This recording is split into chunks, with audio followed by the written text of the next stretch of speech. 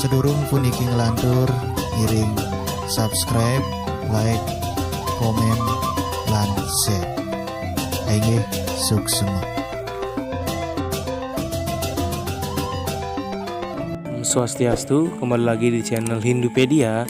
Kali ini kami akan menceritakan dan menjelaskan sejarah berdirinya Pura Melanting. Pura Melanting terletak di Desa Banyupoh, Kecamatan Grogak, Kabupaten Buleleng, termasuk kawasan Bali Utara, sekitar 50 km sebelah barat kota Singaraja. Keberadaan pura ini, Melanting, tidak hanya sebagai tempat persembahyangan bagi umat Hindu, terutama para pedagang, tetapi juga wisatawan, karena pura di Bali ini tampil cantik dan indah. Nuansanya tenang karena berada di tengah hutan di kaki bukit Pemuteran. Memiliki kisah atau sejarah yang cukup unik dan penuh mistis berhubungan dengan perjalanan pendeta sakti dari tanah Jawa yang bernama Danghyang Nirarte. Memasuki kawasan Pura Melanting, Anda harus melalui jalan yang sedikit sempit, perumahan penduduk dan hutan kecil. Namun mobil atau bus berwisata bisa masuk. Namun sampai di lokasi suasana sangat lega dan damai. Areal parkir luas dan Pura Melanting terlihat berdiri megah dan cantik di ketinggian. Mendapati anak tangga, lewat 3 pura dan menyambut 2 patung naga besar menghiasi gerbang utama pura. Komplek bangunan pura menjadi tempat persembahyangan sebelum ke area pura utama. Bangunan Pura Melanting ini memang telah didesain ulang oleh arsitek terkemuka yaitu Ida Bagus Tugur. Karena lokasi dari Pura Melanting ini di dataran tinggi, maka saat Anda berada di areal pura, Anda bisa menyaksikan keindahan alam sekitarnya. Pandangan bukit hijau yang berada di kawasan ini serta dari kejauhan terlihat birunya Laut Jawa, ditambah suasananya yang tenang dan jauh dari keramaian. Memang cocok bagi mereka yang ingin melakukan meditasi untuk menenangkan jiwa dan pikiran. Puja Wali atau Dalan di Pura Melanting ini bertepatan dengan purnama sesih kapat sesuai kalender Isake. Pura tampil cantik di lingkungan alam yang masih asri, memang sangat ideal menjadi salah satu objek wisata andalan di Bali Utara. Sejarah Pura Melanting di Buleleng. Pura Melanting adalah salah satu pura kahyangan jagat di Bali, dalam posisi penting dalam deretan nama-nama pura yang ada di Bali. Sebagai masyarakat yang religius dan percaya dengan adanya satu Tuhan, yaitu Ida Sang Hyang Widiwasa, namun manifestasinya dengan banyak nama sesuai fungsi dan sifatnya.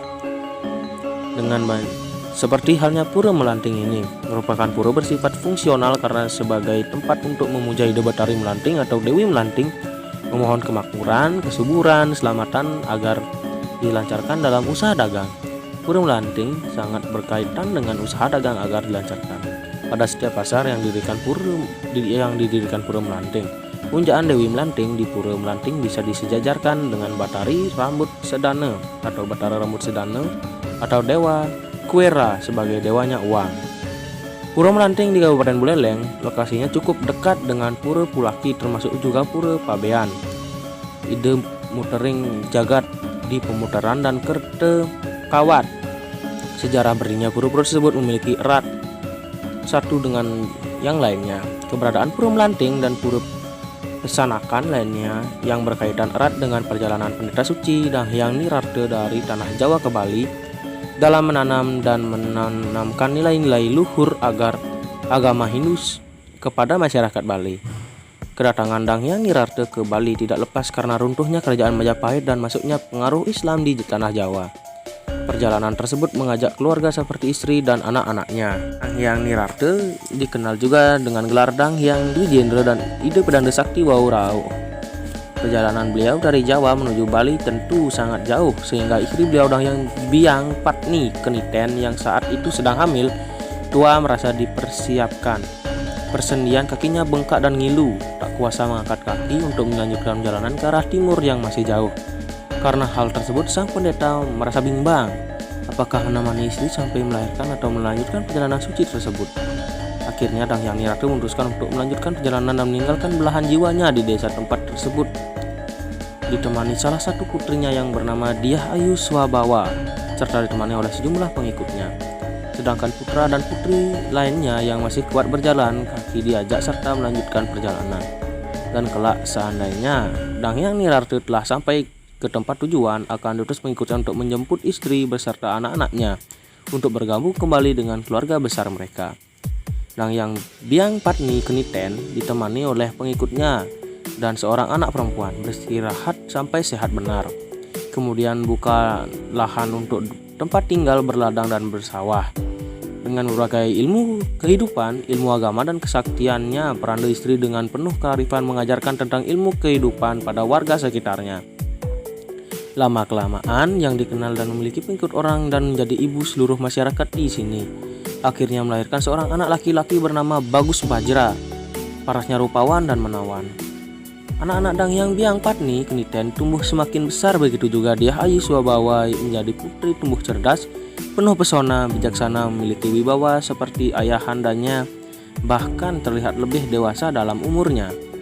Dyah Ayu Swabawang memiliki keahlian dalam ilmu dagang, sangat lihai memikat para pembeli atau memilih barang-barang yang diinginkan oleh pembeli, sehingga para pembeli selalu setia untuk kembali lagi. Kawasan tempat tinggalnya menjadi tempat yang ramai dikunjungi oleh para saudagar sehingga menjadi pusat perniagaan karena masyarakat memang senang di tempat tersebut. Sudah sekian lama menunggu, harapan Dangyang Biang Patni Keniten beserta keluarganya akan kedatangan utusan dari Dangyang Nirarte untuk menyebut tidak kunjung tiba. Bahkan Dyah Ayu Swabawai hampir setiap hari memanjat pohon dari ketinggian sambil merayun-rayun. Bahasa Bali ngelanting, menantikan jikalau ada dari ayahandanya. Warga sekitar sangat sayang dengan Dyah Ayu. Karena kebiasaannya memanjat dan rayun-rayun di pohon, orang-orang beri sebutan hormat dengan nama Dyah Ayu Melanting, dari nama Dyah Ayu sejarah nama pura tersebut. Sedangkan ibundanya yang arif dan bijaksana suka memberi nasihat diberi nama Empu Alaki atau seorang arif. Empu yang sudah memiliki suami Alaki bertanah di Pura Pulaki.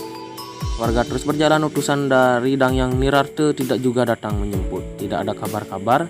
Istri-istri sangat menyesalkan perpisahan masa lalu tersebut. Istri merasa putus asa. Beliau menangis di tempat pemujaan sambil memohon kepada para dewa agar dirinya dan seluruh warga abadi tidak termakan usia. Karena kekusukannya, akhirnya Dewata memberkati, namun dalam satu syarat. Istri atau Empu Alaki akan dibebaskan dari perputaran sangkala, bebas dari penuaan dan kematian, tetapi tidak bisa dilihat oleh orang lain.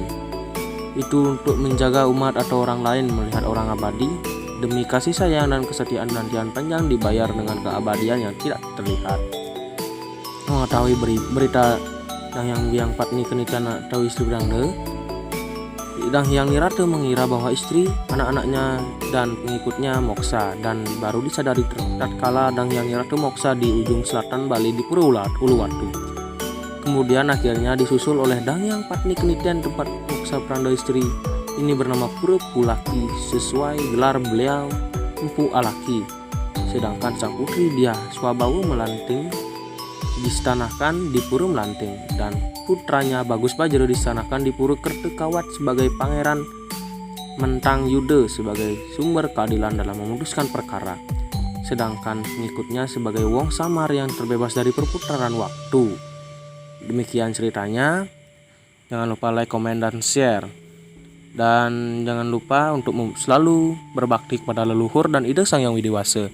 Om Santi Santi Santi Om.